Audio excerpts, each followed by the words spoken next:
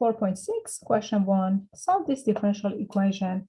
So in our very first step, we need to form the auxiliary equation. To form the auxiliary equation, we're going to have m squared plus 1 equal to 0, so m is plus minus I. This gives us the general solution for the homogeneous part, which is c1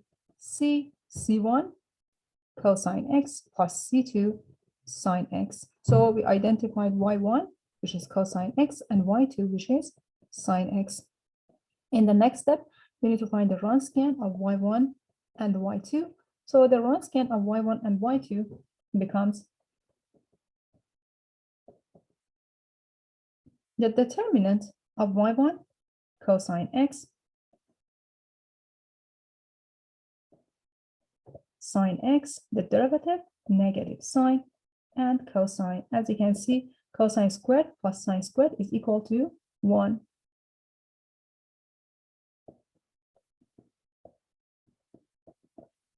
Now, in the third step, you need to find yp, which is u1 y1 plus u2 y2, and u1 is defined as the integral of w1 over the Wronskian, and w1 is equal to, well, here you have 0, f, and then you have y2, the derivative of y2, and then you need to find u2, which is the integral of Wronskian sub 2.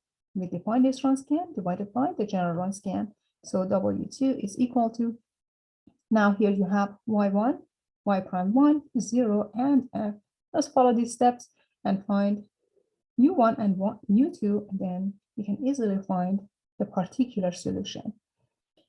So w1 is equal to, let us form this guy. We have 0, f, and f is equal to secant x.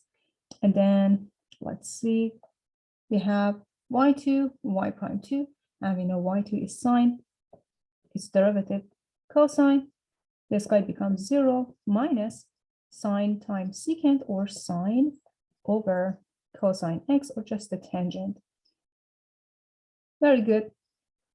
So u1 is equal to the integral negative sine x over cosine x, and the Wronskian is just 1 dx. So by using substitution, you can solve this integral. U is cosine x, and du is negative sine x dx. So this guy becomes ln of absolute value of cosine x. We found u1. Let us move on to find u2. u2 is equal to the integral of w2. So let's find w2.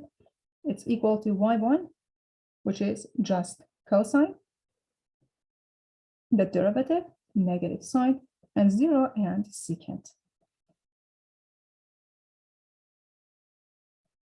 So this guy becomes cosine times secant, which is just 1, minus 0, which is just 1. Well, u2 is equal to the integral of 1 over 1 dx, which is equal to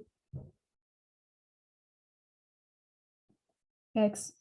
So we found all the missing information. We can form y sub p, which is equal to u1 y1.